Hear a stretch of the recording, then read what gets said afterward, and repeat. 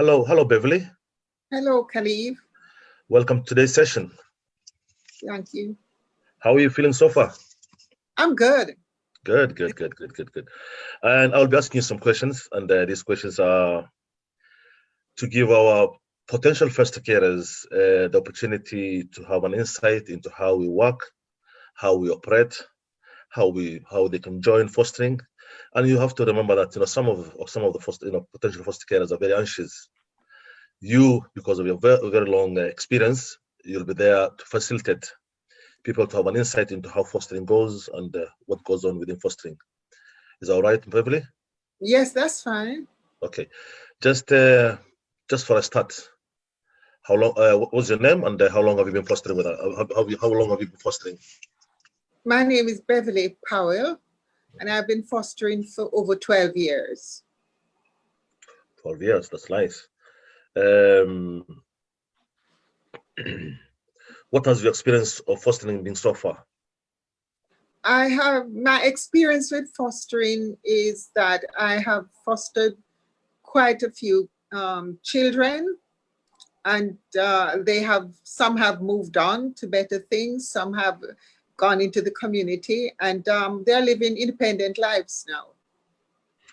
And so you've been fostering for 12 years. That's a long time. Yeah. Fostering is different from adoption. As you know, fostering is different from adoption.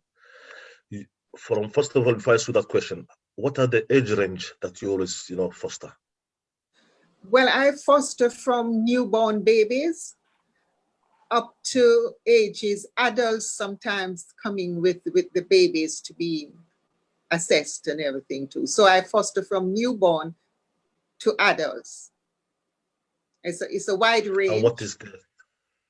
Yes. And what is time? What time span are we speaking about? Are we speaking about 1 week or 2 weeks? Or are we speaking about a month or a year? How long do you foster? Yes, I have fostered like a newborn for a week, because until the authorities pick the baby up. I have babies up to 18 months, babies, adults, young adolescents, toddlers, young kids from ages 0 to 5.5 years when they are adopted, teenagers, teenage mothers, and adults with babies. So I've had a wide range of ages. And from a week to 18 months or more. Yes. This is not adoption; it's fostering. When the child has been taken from you, or a child you've formed a bond with is taken from you, don't you feel slightly attached? And what will you tell people who will get attached, potential first carers who are scared of getting attached to the children? Well, you do get attached with the babies, especially with the babies. You do get attached. But then you know in your heart that you have given that child first year of their life. You have tried your best with that. And then they will move on to their parents, or to adopted parents, or to special guardianship within the family. And then they will be taken care of. And that's the satisfaction that I get when those kids leave. Wow, that's good. And how many spare rooms do you have? Because before you answer that question, I have been in fostering for a while now, and when I go around recruiting, people will ask me questions like, how many rooms must I have? And they think that they should have a big garden, they should have a lot of other rooms. What are we talking about here? How many spare rooms? No, well, I have 2 spare rooms. I do have a garden. I'm lucky enough to have a garden for them. But if I foster in a baby, I sometimes have a teenager also in the house, and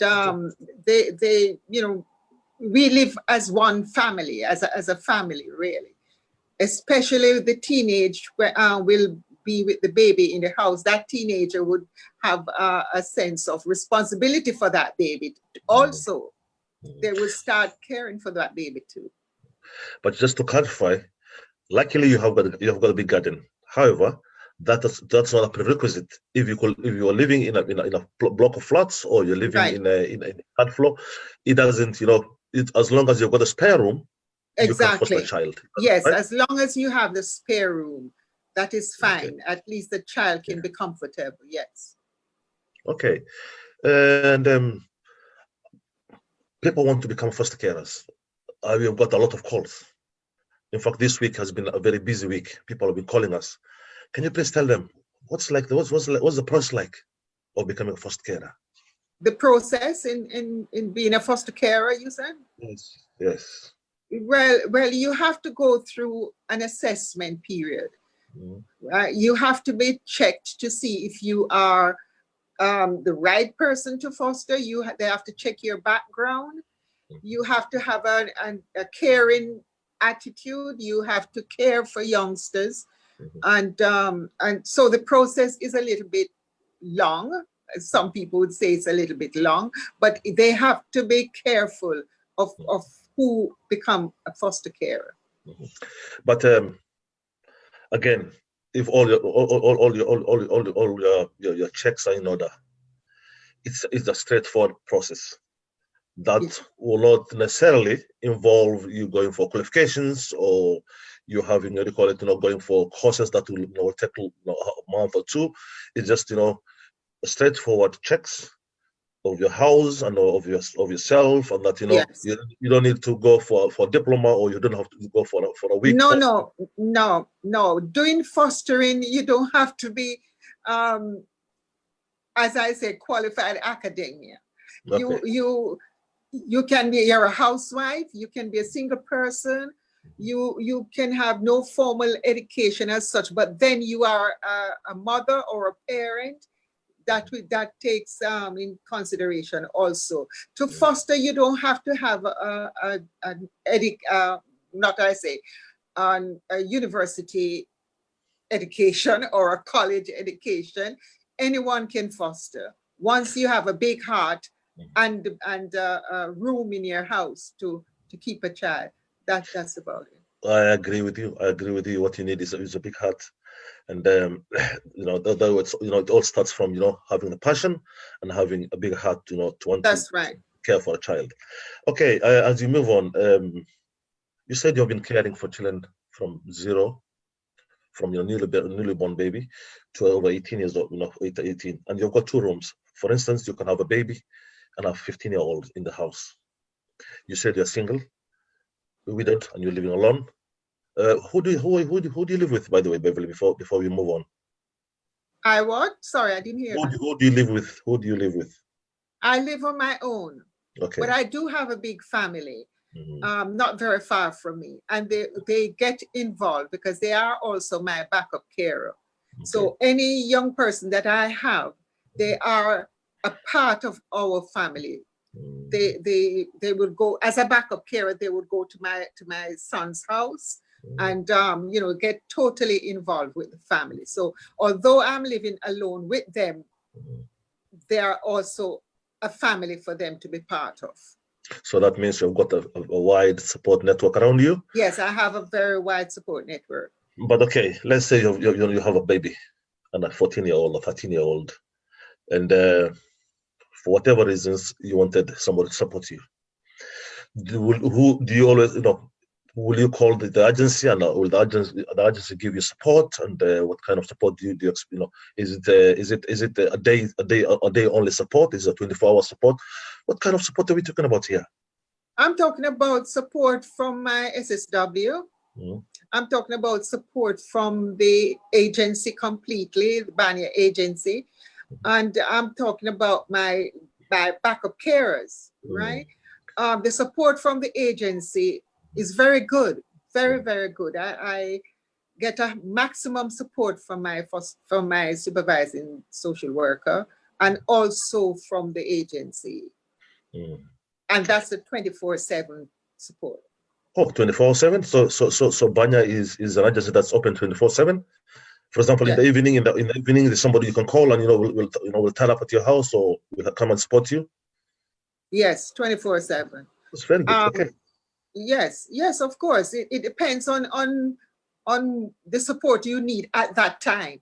Yeah. If you But might need just to ask a question and there's someone to answer you, there is another sort of support that you need your SSW at your house immediately, and they are there. If he's not available, someone else will be there. So they do give you maximum support. What motivated you? Again, you have said this, but in a nutshell, with somebody who wants to join fostering will ask, what will motivate somebody to want to join fostering?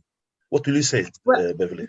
Right. There are some people wants to join fostering just because they see people, they have, as I said, they have a big heart, they have the room, and they need to reach out to other people, to help people, especially the young people, to keep them safe, to see if they can get them growing up in an environment where they can trust people, because that child will have to have some form of trust in you, knowing that they can come home to a safe place when they go out. You need to give them all the support that they need. So fostering is a 24/7 job, but at the same time, there is reward at the end of that. There is reward, and it is so self-satisfying or satisfying to everyone to see that you have fostered a child and watch that child grow up, watch that child move from your house and become very independent, or move into the academic world, which I do have one that I'm very proud of. So